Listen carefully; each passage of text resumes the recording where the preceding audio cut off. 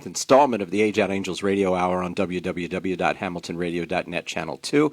I'm your host, Greg Rapport. I'm the founder and executive director of Age Out Angels.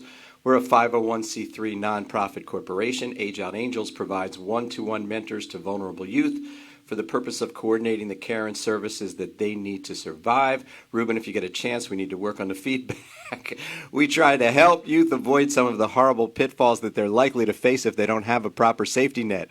This program is brought to you every week at the same time, courtesy of Doc G, William Saunders, Ruben Rodriguez, and all the fine people here at Hamilton Radio who allow us to use this airtime. Robin wasn't able to be with us producing tonight, so the whole thing is falling on Ruben, so be nice to him. It's so good to see him here. And thank you so much at home for tuning in. We've put together what I hope you will find to be an insightful and compelling view of the child welfare system and related issues that improve our communities. So get ready, because tonight we are going to talk about a related issue that improves our communities. We're going to have a pretty in-depth discussion about the Census 2020, and our guest is Alfred Tardell, who is the director of the MECRO Complete Count Committee for the Census 2020. And he's going to be telling us all about, I think he's going to be allaying a lot of your fears. Because what we hear are a lot about when we talk about the census are people that are hard to count. And people who are hard to count usually have certain fears about being counted. And we're going to try to, teach them how to allay those fears tonight. So stay with us for the whole hour, and I promise you'll be just a little richer for having done so. And stay with Hamilton Radio all night long for a great combination of music and talk. Now, please take a moment, open a separate browser, and find us on Facebook. Go to my name, Greg Rapport, and hit that share button, or even better, email your whole address book, and tell everyone to go to www.hamiltonradio.net Channel 2, and tell everybody in your world what we're talking about tonight, because what you're going to hear here applies to every geographic region, including where you live. And what we talk about needs to be shared. Don't keep this private to yourself. Help us share it. Tell your friends. There's a generation of youth out there being forgotten, and caring people can't sit still while that happens. So be sure to tune in every Monday at 6 p.m. for our unfiltered look at the child welfare system and related community services, because this is where you come to get the whole truth. And I promise what you will hear tonight will not be found on your nightly news. And since we're live, you could be part of the show if you want to. If you got the guts, you can call in. You can call the number 609-807-2492 if you want to ask a question or if you want to make a comment. You're welcome to do that. You can also say hi to us using the comments field on Facebook. And if you want to ask a question that way because you're a little too shy to be on the radio, that's okay. We're happy to have you. So the number again, if you want to call in, 609-807-2492. I have to tell you, I'm coming to the studio tonight, and I'm just mad as hell, and I'm not going to take it anymore. What movie was that? Network? Was that from Network? It just, it's so better than Ruben, You Ignorant Slut. No. We're doing mad as hell and not going to take it. No, I really am, though, because this is serious. This is serious. I'm encountering foster kids lately who are punished so badly if they make a single mistake. I mean, like one single mistake. Now, I don't want to damn the whole foster care system, so don't take it that way. These are the people that I get to meet. Okay? I'm sure there are lots of very good foster parents out there. In fact, I know some, and I know some children who were raised in good foster homes whose foster parents will still support them even after, they age out of the system. And that's true. That really happens. But those are not the people that I meet.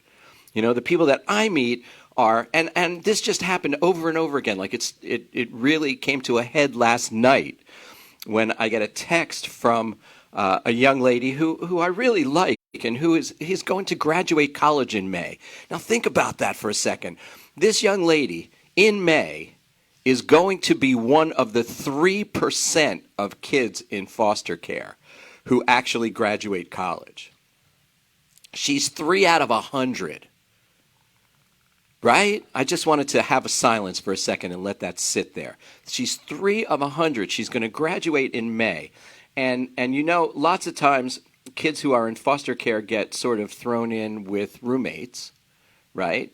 Because, come on, if they're nice enough to provide housing, especially when they're a little older, 19, 20, 21, they don't get like a foster house anymore. So they go into sort of a group apartment. It's not a group home. It's like a group apartment. And there's 2 to 4 kids in that apartment, right? And we were having this conversation this morning in the Homeless Youth Subcommittee about the fact that when you are paying for your kid to go to college and they get into that freshman dorm, right? And even though they filled out all the form that says, do you smoke? Do you wake up early? Do you go to sleep late? Do you play loud music? And they try to match kids who are compatible. It still doesn't work out, right? But because we pay a fortune to send our kids to college, we can call that dean of housing, right? And say, I want my child moved. She wants to be with this one wants to be with that one. Make it so. And we're paying the money, so they'll make it happen, right? So here, now we have foster kids, right, who have suffered complex childhood trauma, right? They have all the problems that other teenagers have. And then add on top of that, that they were abused or neglected or both, and that's how they ended up in the system. And that trauma doesn't just go away. And we've talked about adverse childhood experiences and resilience and all that kind of stuff on this show. And it's all real, right? So take 4 kids who were severely traumatized, throw them, into an apartment together and think everything's going to be fine. And if they're not fine, right? If things are not fine, the consequence is this young lady was told she's going to be removed from her housing in June, right? So she's going to graduate college in May. In June, she'll be homeless, And why? Why? Because first of all, there was a fight between 2 roommates. Well, so what? I've seen, in fact, I spent part of my college years getting in between roommates who wanted to kill each other, right? They fought over everything. Even if they were friends, they'd fight over a girl. They fought over it. Didn't. So what? What's the big deal? Parents were all paying for the housing. They're not going to get thrown out or anything like that. People fight. Families fight. People fight all the time, then they finish Thanksgiving dinner. It's just what happens, right? But here, this child, and forgive me for using the word child. She's like, going to be 21, but the older I get, the younger they look. This child, gets into a spat with a roommate. This young lady is clean and neat and orderly. The roommate is messy and filthy. You got, Felix and Oscar living together in the same place. There's going to be some fireworks. And the girl complains and curses in a text. Okay? Do you see the way I let that drop? She curses in a text. Like she just killed a dog or something, She said a curse word in a text, for crying out loud. When it's your own kid, right? You don't kick them out of the house for that. You say, oh, honey, you're not a bad person. You're just a good person who did a bad thing. And what can we learn from this? Can we turn this into a teaching moment? No! No, they tell her she has to get out of the house. And but check this out, though. This is not a dumb girl. This is a smart girl. She actually gathered evidence of how this roommate was just systematically trying to torture her, right? She's got evidence. She's got video. She's got pictures. She's got recordings and stuff. So she takes that to the hierarchy, and they won't listen. They say, no. When you cursed in that text, you disrespected the program. What is it, the army? You disrespected the program? Who cares? It's a kid. What kid hasn't looked at his own parent and said, I hate you, right? It's happened to all of us, and we did it. So, right? So here's a situation where the punishment doesn't fit the crime, right? The crime should never be homelessness. That should never be an outcome, that anyone is willing to accept. And the notion that a child isn't listened to is really horrible, because foster kids spend their whole lives trying to be heard. Nobody hears them. They just get shuffled from place to place, Nobody listens to them. If they misbehave is when they get noticed, right? So that's what I'm mad about tonight.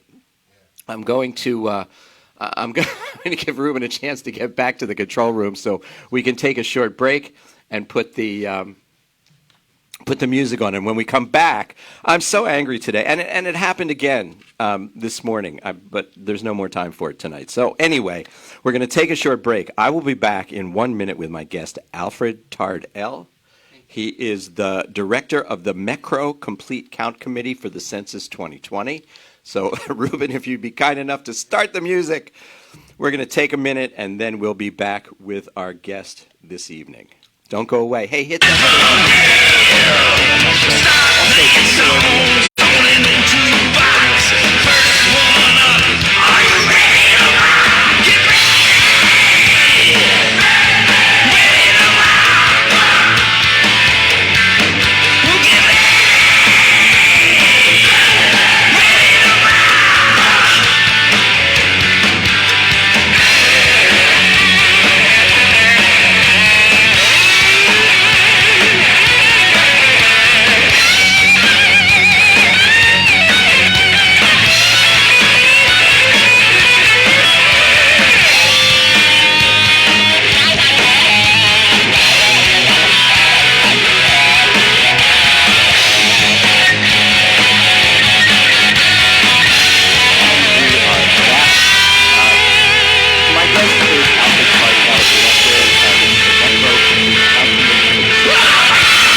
Alfred, welcome to the Age Out Angels Radio Hour. Hey, thank you for having me. It's so nice to have you here.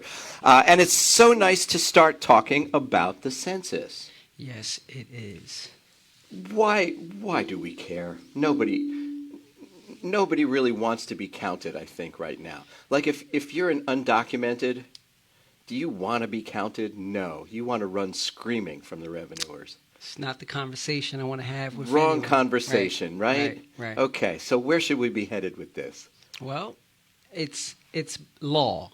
And so since this is something that's mandated by the Constitution of the United States of America, then it's not something that we should look at as if we should try to run from it or evade it. It's something we should try to embrace and understand it. I'm talking about it like it's optional. Right. That's wrong. Right. Okay. So it's important to understand that the U.S. Marshals are authorized with the enforcement of making sure that individuals participate and how they participate. So even false information, like falsifying, if you make up a race class, it sort of seemed like it probably should come up It a went little a bit little more, low right? there, yeah. Right. And I'm already soft-spoken, so it's like, I got to do the Hulk Hogan, right? So we're talking about race class. Yes. And race class is a part of this. But how? And what does it mean? So the census defines race class by national origin. For a long time, through whatever mediums we were educated socially, we adopted race class to mean complexion of the skin. And that's not the case. So part of our campaign, which we do at MECRO Complete Count Committee, is we inform individuals that this census has race class definitions. So in other words, it's going to ask me if I'm white. So, well, that's a good question. I've asked a few Europeans or Caucasians, how is it that you are white? Yes, or am I white enough in certain parts of the country? Well, so it depends if you look at white and black as being colors according to the census. And so the census doesn't attempt to define race class by way of complexion, nor does the census attempt to define race class anthropologically, biologically, or genetically. It is defined by national origin. So is that a question that I'm going to be asked on the census? Yes. And so how do they ask it? So it is asked, it says, check your race class and report your national origin. So one should know that their national origin determines the race class and not the other way around. Okay. So I'm still confused. All right, so I'm European descent, right? Yes. Let's do me. Yes. Half of me comes from Romania, which has, by the way, contributed nothing to culture in 3,000 years. The other part of me comes from Greece, which I feel makes up for the lack of Romanian contribution, right? Yes. So then I guess I'm Romanian and Greek. So, there. first I should say that you have the right to self-identify, right, in the census, and you are permitted to select more than one race class.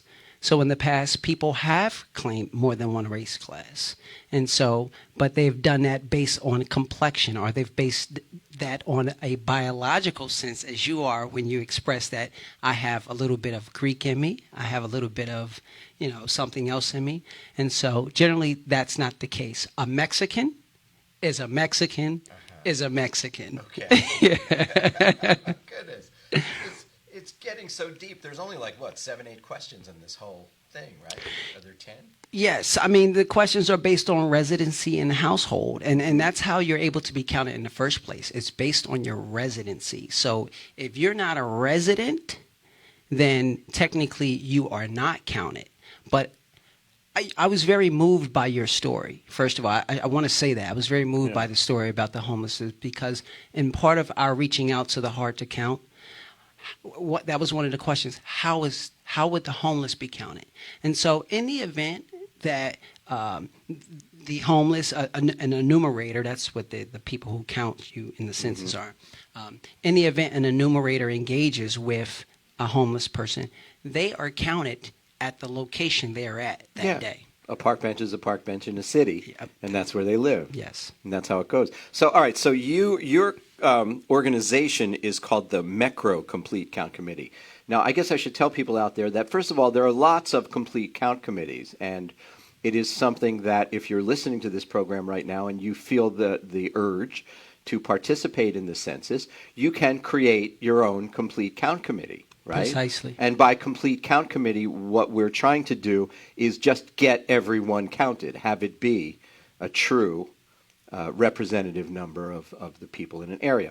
So tell me what's the MECRO part of complete count? What does that mean? Awesome. So MECRO is an acronym. MECRO, sorry. And so it's it stands for Moorish Economic and Cultural Representative Organization.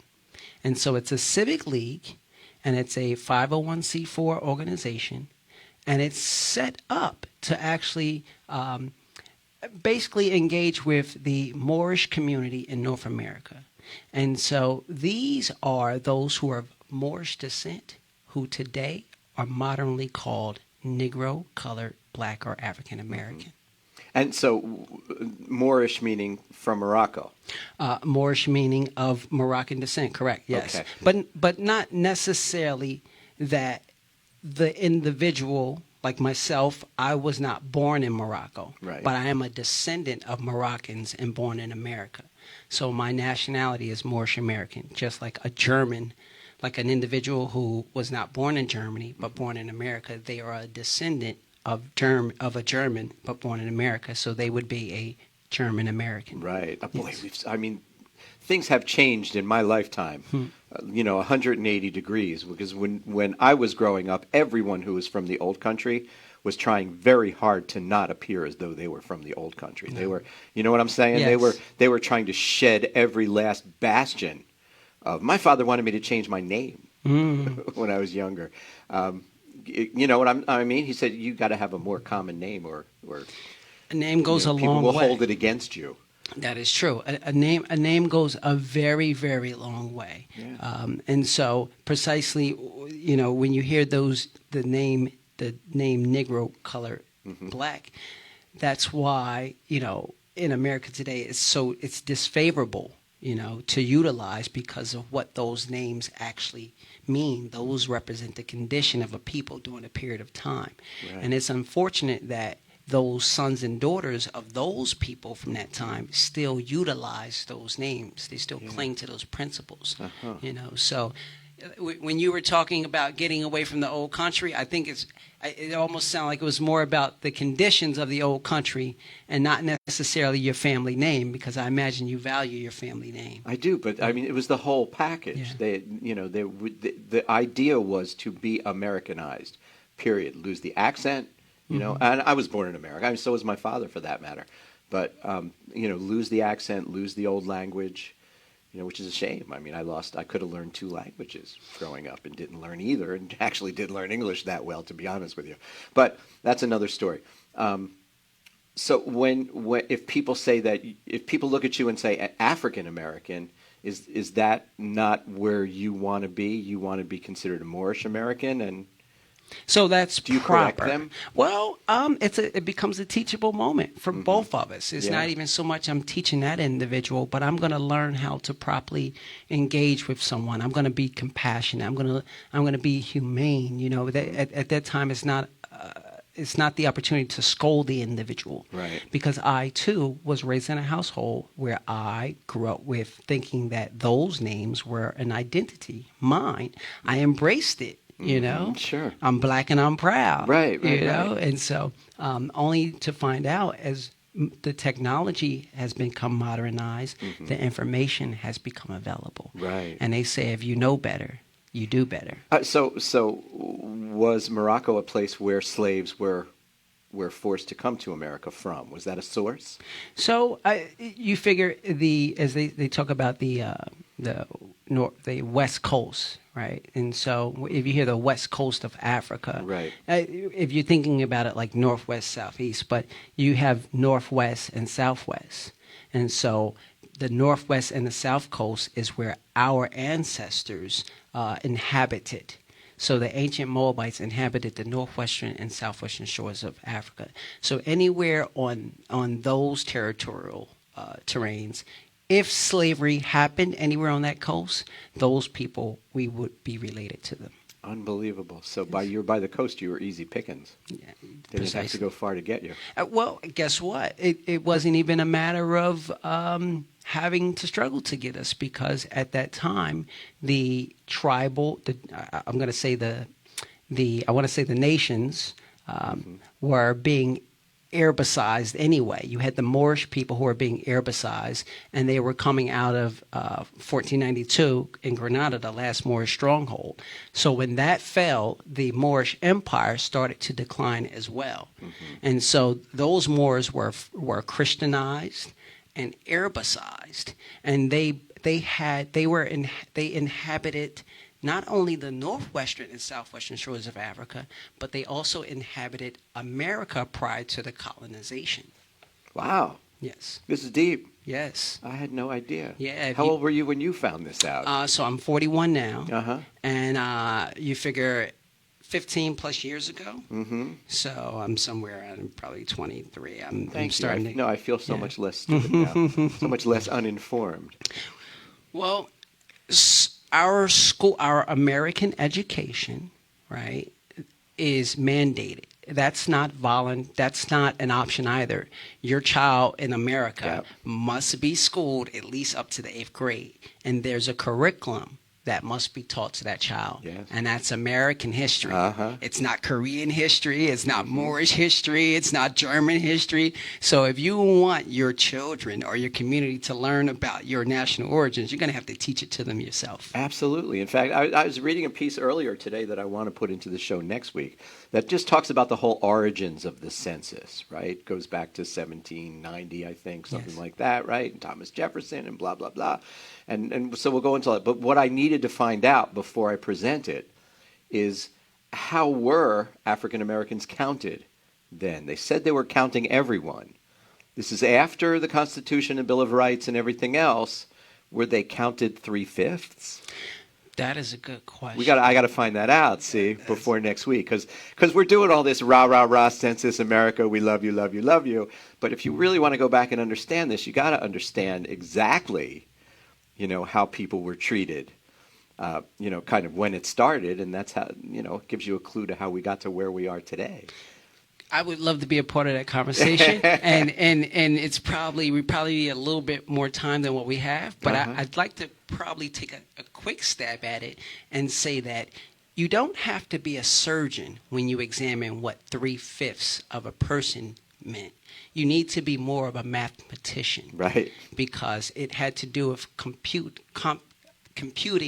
the population. So if it was 60,000 African, members of African ancestry, 3/5 of those 60,000 is what was counted to the apportionment of government. Then that becomes the number. That's the number. It sucks. Yes, yes. But can you imagine how many of my community members for a long time thought that it meant 3/5 of a person, like literally 3/5 of a right. person? And so that's the issue with the census as well. What was perceived for such a long time, we call it indoctrination. Right, right. And so there are perceptions about the census that are just flat out wrong. And starting with the fact that it actually is the law. It is the law. Yeah, yeah.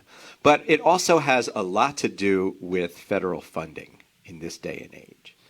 I mean, what we're talking about when we're talking about the census and a complete count is the area that we live in, which is an urban Trenton area, needs money.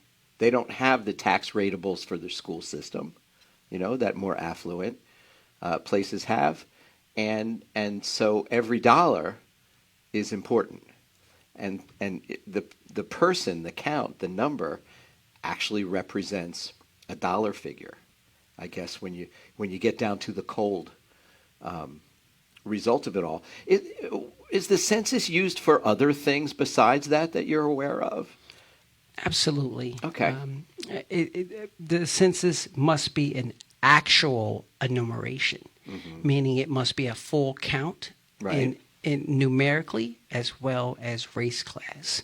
And so those two factors help determine how the resources and the power is apportioned to the people. And so when it comes to race class, as far as apportioning the government, how that makes a big determination Right. is, well, think about it. Latin representation generally represent Latin communities. Right.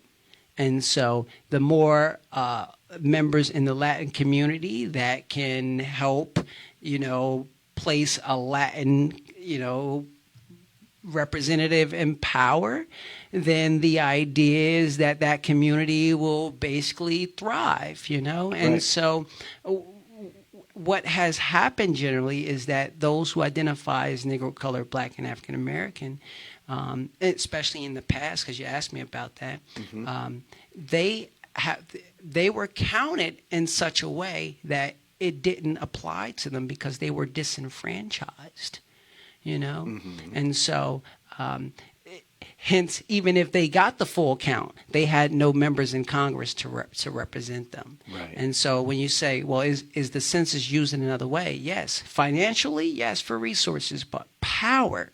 You speak to anyone who's representing the census government-wise, they tell you it's for the power. Now, I don't think you use power to go in a grocery store and buy groceries unless it's No, by you use force. money, right. Right. So what is that power about, Yeah, understand. So there could be a complete count committee like in various ethnic groups, people who come from various world origins and stuff like that. So is when you formed your group, are you targeting the Moorish community, or are you targeting like anybody who will talk to you? Well, we are making it our civic and social duty to participate in raising the awareness about the census overall. Excellent. Right? That's why you're on this show. That right? And so we then take a further personal sense of pride to make sure we target a specific community that we know meets those hard to count parameters. Okay. And fortunately, it's people I identify with, and they're not afraid to engage with Right, me. they'll talk to you. Yes. Exactly. So we're going to take a short break. When we come back, we're going to talk take a little deeper dive into what hard to count actually means. And later on in the show, Shaquille O'Neal on why foster care is the great untold story. So we're going to take a little break. Hit that share button on Facebook. There's still plenty of time. If you want to be thinking about starting your own complete count committee, that's something you might want to shoot us a message on Facebook so we can talk back to you. And we'll see you in just a minute. Don't go away. And now the music starts. So, Assuming, assuming that Ruben. I mean, I can start beatboxing. I don't know. Poor guy's having Yeah. he's having a rough day. My producer's not here.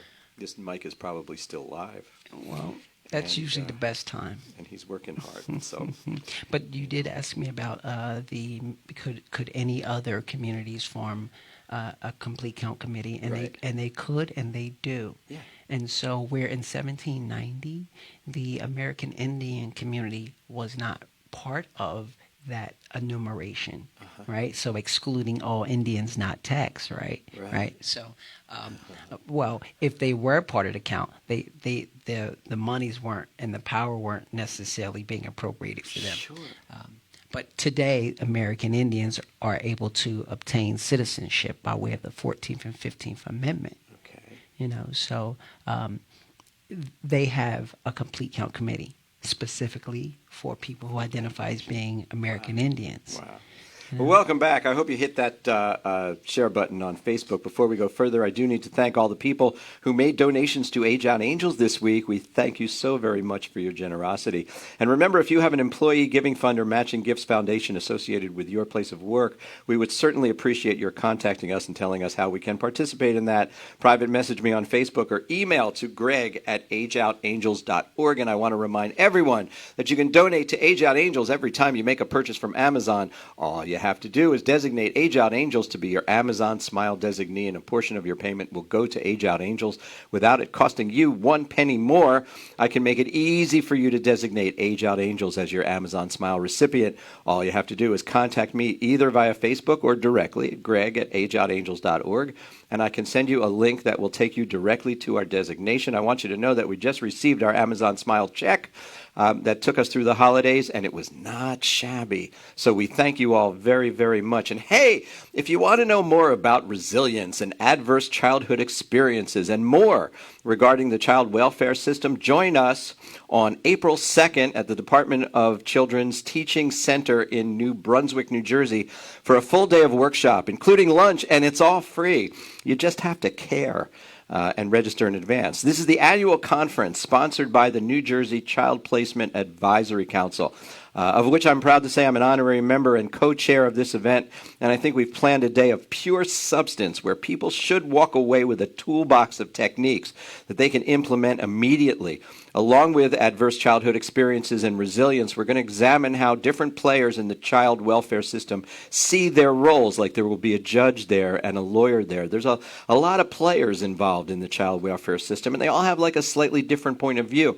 In fact, you'll be able to participate in a simulation workshop where you'll be placed in the position of a child welfare worker who answers a call of neglect or abuse. And so you go to the house where the call comes from, and you have to make certain observations and determinations about whether to remove a child from that house or not, or what follow-up supports the household may need in order to stay together. It's really crafty work, and something that if you're involved in this sort of thing, you're not going to want to miss. You'll even see a presentation of the film Resilience, and Resilience explains the science behind adverse childhood experiences and the road to coming back from them that people can follow.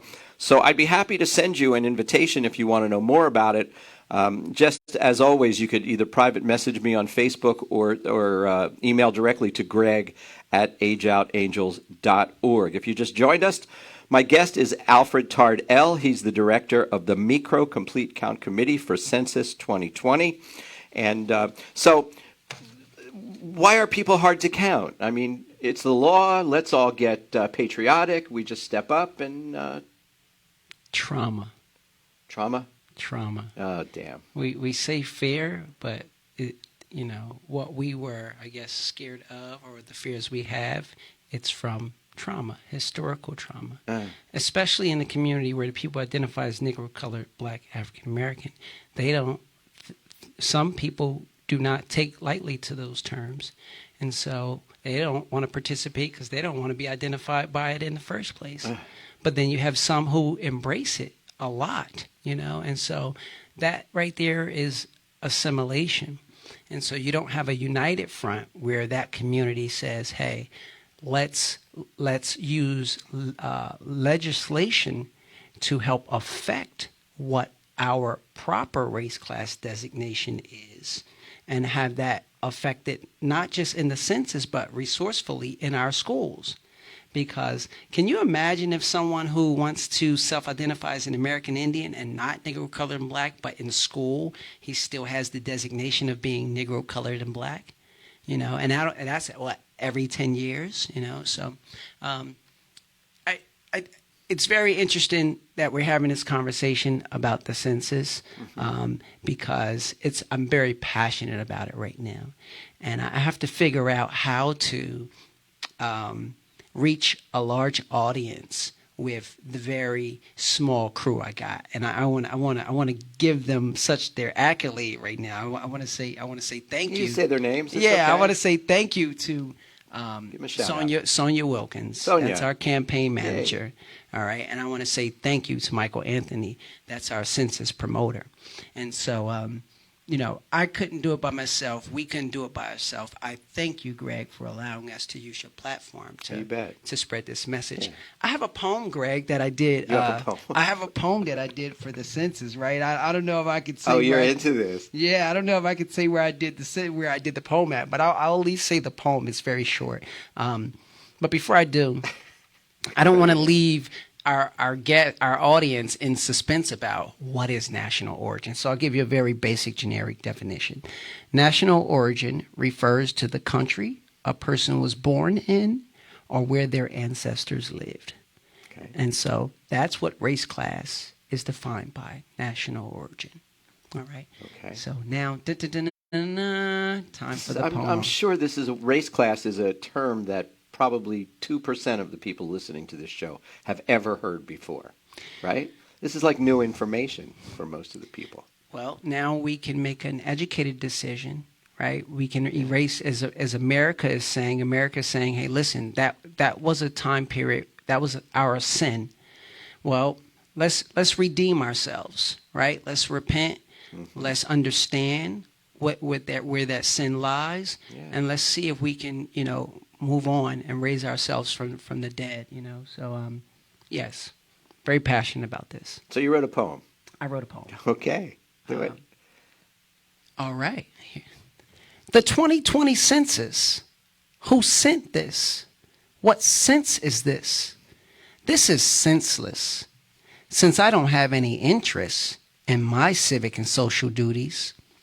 They've been calling me Negro, colored, and black. So what will I put so they don't call me that? I guess I'll check other. Maybe I'll put American Indian, since my mama told me I got some Indian in me. Wait, I have a little white in me, though. Perhaps I should put mulatto. I talked to the Moorish brother. He said I am a Moor.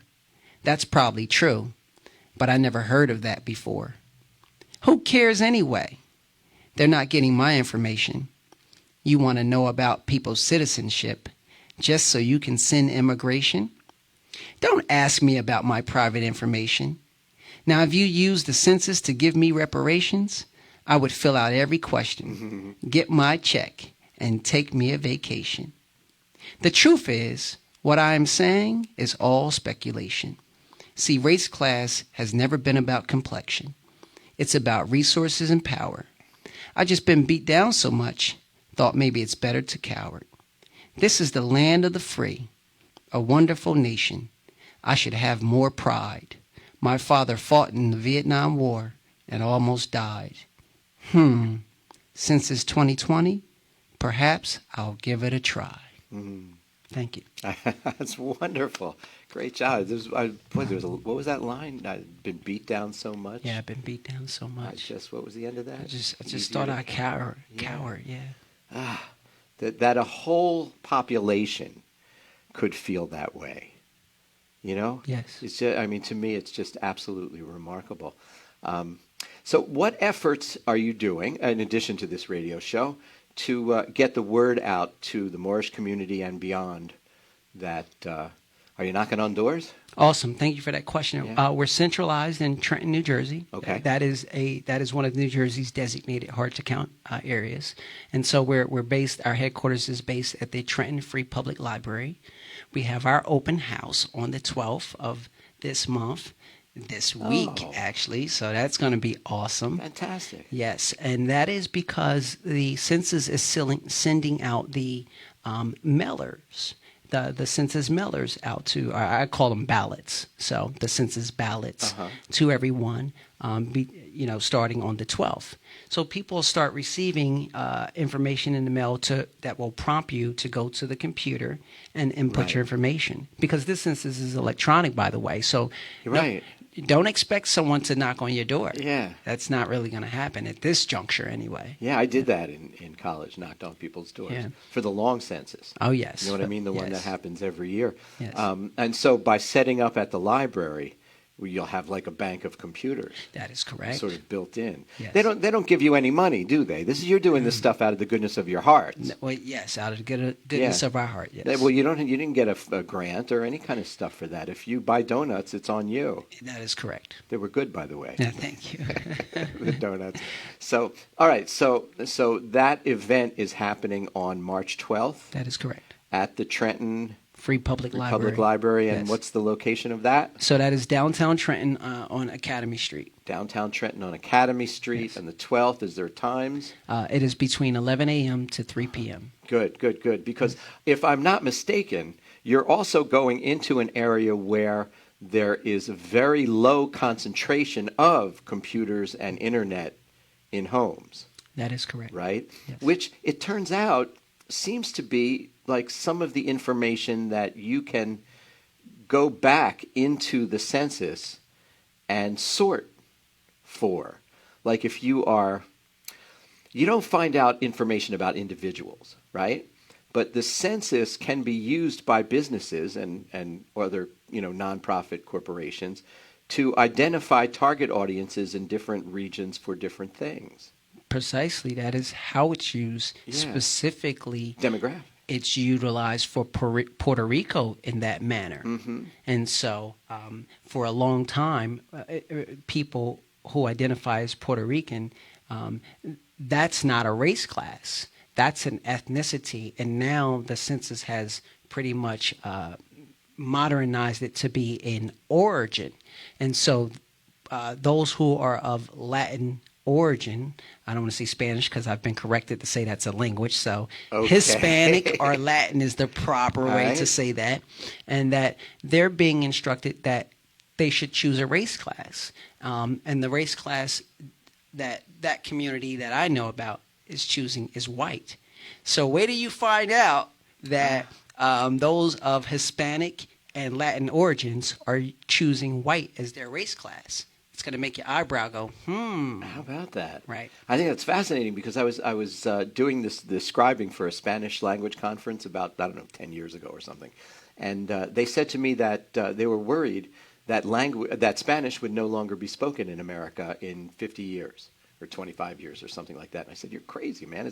We're trying to learn Spanish," and they said, "No. Eventually, the generation will come along that will want to discard everything from their past, and that will include the Spanish language." So now, have you ever seen like that picture of who is Hispanic, right? It's a photograph, and it's got people who look like they're Oriental. Mm-hmm. It has 10 different looks, right? And it turns out that they're all, from somewhere in a Spanish-speaking or Latino or whatever you want, a Hispanic country.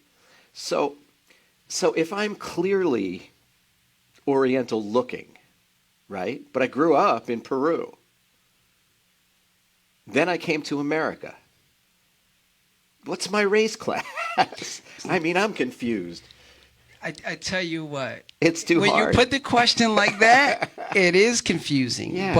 But I spoke to someone who is of Hispanic origin, and I'm going to say they hugged me after I said this to them.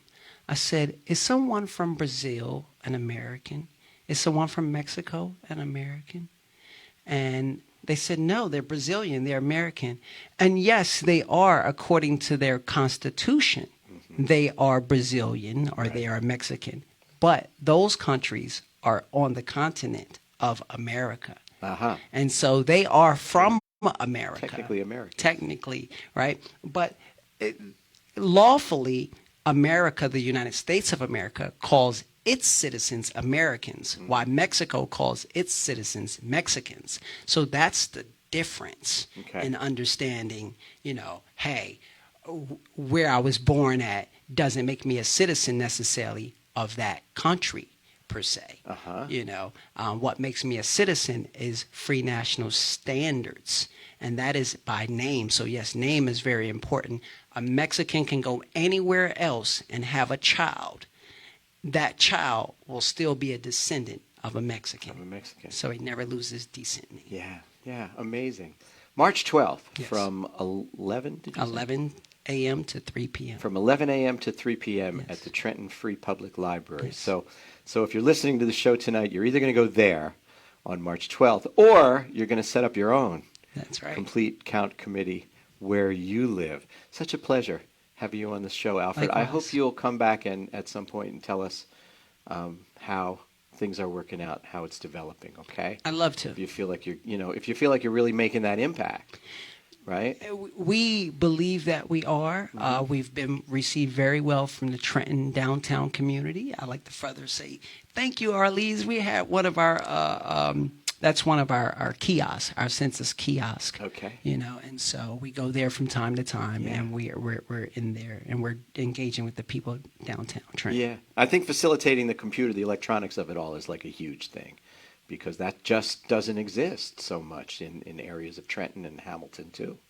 Your elderly. Hamilton. Yeah. Your elderly that's are going to right. have a lot of trouble. They're not computer savvy, computer literate. Your children in the not the homeless children, but in the community where you were talking about earlier, they're going to have a lot of trouble also, because I don't know how many of them know who their parents were to be proud of saying, I'm German. Right. Maybe they're raised and maybe they've been told that you're black and you're not Nigerian. Right. And you're white and I don't know if you're Russian. I don't know. So my heart does go out to them, not just for the census, but in hopes that they do find a home. Poor kids. Another thing to remind them that they don't really have a sense of their own true identity. Yeah. We deal with that a lot. That's part of that trauma, that goes along with that. But right now, we're hoping that the census will be fantastic, and we're going to take a short break, and then I am going to tell you about Shaquille O'Neal. So don't go away. Stay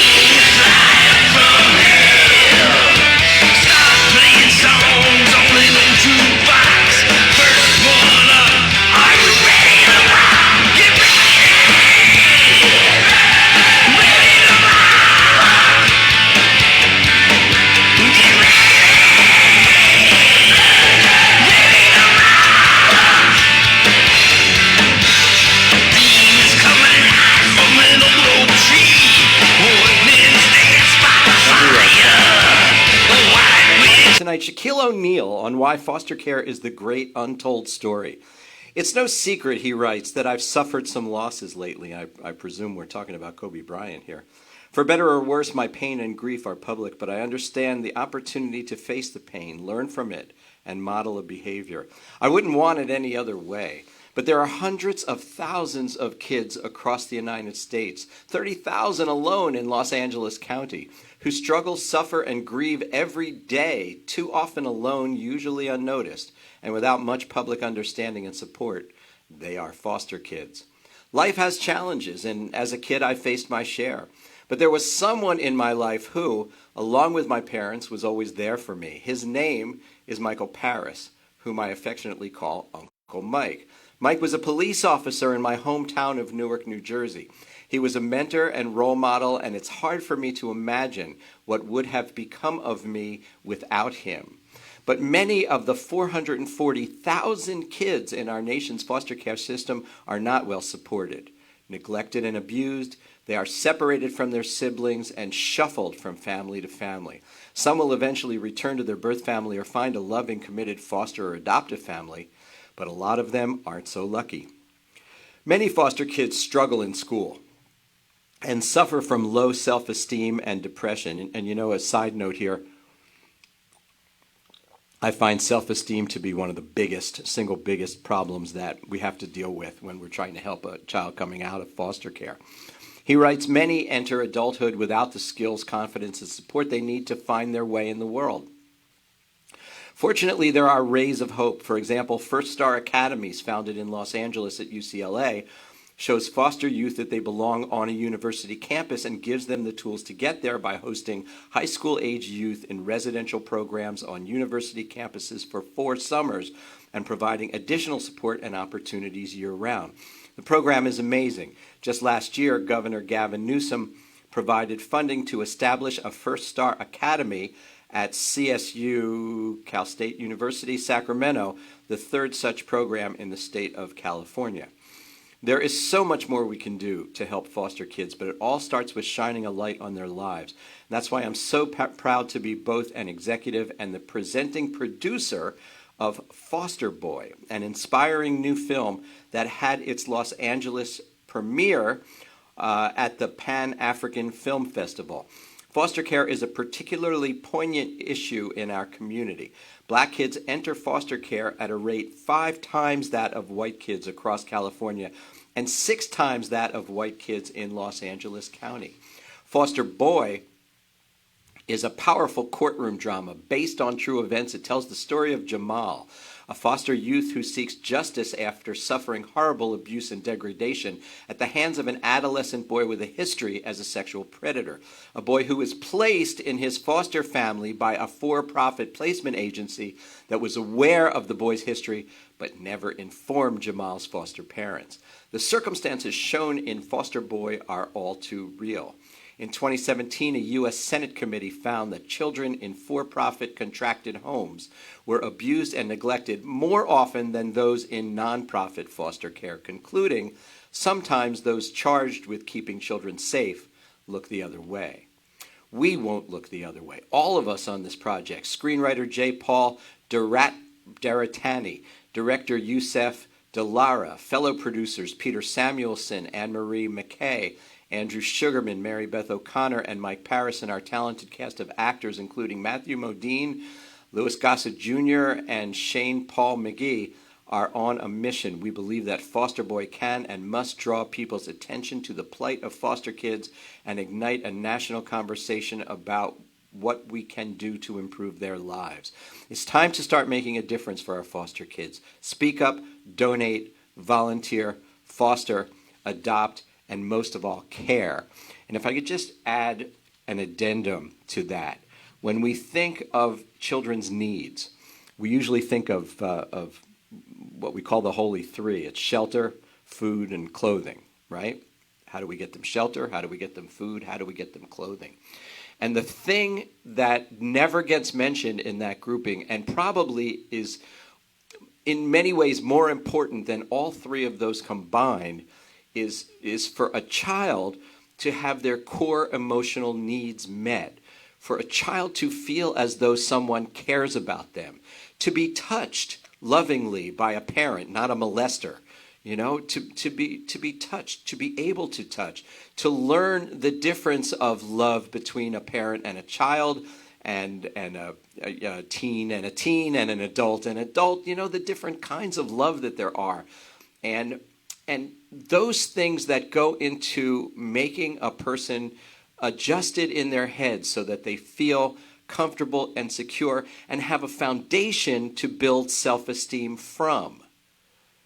And that's what's lacking in, and I don't know that it's up to the government to to provide love. I don't know that that's what a government does. I know lots of times we expect our schools to raise our children, we expect our police force to raise our children, but none of those, in fact, they're actually restricted to, they're not allowed to. When I was a teacher in the 70s, kids could crawl in your lap and it was no big deal, but that's not even allowed to happen now. So those core emotional needs, those are things that need to be met. And until they are, we could figure out a way to house them and feed them and everything else, but self-esteem, that's hard to launch when there's no foundation at all of confidence and self-assurance that they've ever been given at any time in their lives. So there you have it, ladies and gentlemen, another hour talking about youth who should matter more in our political and economic discourse than they do. And we thank you so much for tuning in, and hopefully you helped us spread the word a little bit by hitting that share button. Again, we offer humble thanks to Hamilton Radio, to my most excellent guests, Alfred Tardell. Please make a date with me right now to meet back here next week. We'll have another exciting show for you. Put it in your calendars right now. Thanks to our engineer, Ruben. Music provided by Angel Fire. I have always told you that our social media specialist is Bailey Braverman. I want you to know that Bailey moved on, but she moved on in a great way. She moved into a company called Dover, D-O-V-R, that's going to be handling our web and our social media and all kinds of cool stuff, and I'll tell you more about it in next week's show. Let's make next week the best week ever. Good night, everyone. Yellow moon.